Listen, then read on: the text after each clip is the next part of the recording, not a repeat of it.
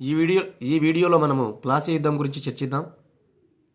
So 1956 June 20న black hole tragedy గురించి తెలుసుకున్న బ్రిటిష్ ప్రభుత్వం రాబర్ట్ క్లైవ్ని, అడ్మిరల్ వాట్సన్ని భారతదేశానికి పంపించి బ్రిటిష్ ఆధిపత్యం ఉండాలని, భారతదేశంలో ఉండాలని చెప్పేసి అనుకోని రాబర్ట్ క్లైవ్ రావడంతో మొట్టమొదటగా రాబర్ట్ క్లైవ్ సిరాజుద్దౌలా అనుచరుడైన మాణిక్చంద్ని తన వైపు తిప్పుకొని కలకత్తాని స్వాధీనపరుచుకుంటాడండి.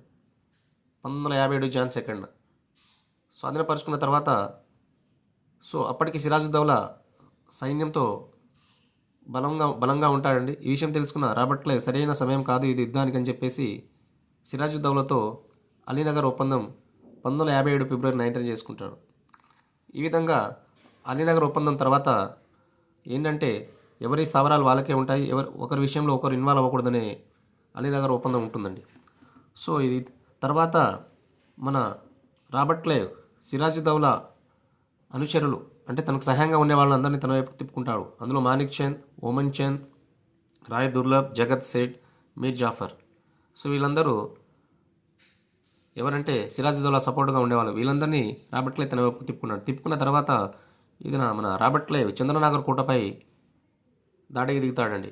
అక్కడ ఫ్రెంచ్ వారికి సపోర్టుగా మన సిరాజుద్దౌలా వెళ్తారండి.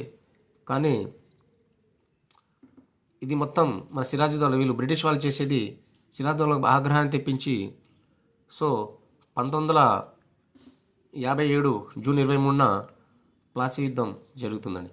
ఈ యుద్ధంలో సిరాజుద్దౌలా ఓడిపోయి తన భార్యతో పారిపోతుండగా మీర్ జాఫర్ కుమారుడైన మీర్ జాఫర్ని సిరాజుద్దౌలాను పట్టుకొని చంపేస్తారు. చనిపోయిన తర్వాత యుద్ధ భూమిలోనే మన బ్రిటిష్ వాళ్ళు ఇలా మీర్ జాఫర్ని బెంగాల్ పాలకుడుగా నియమిస్తారండి.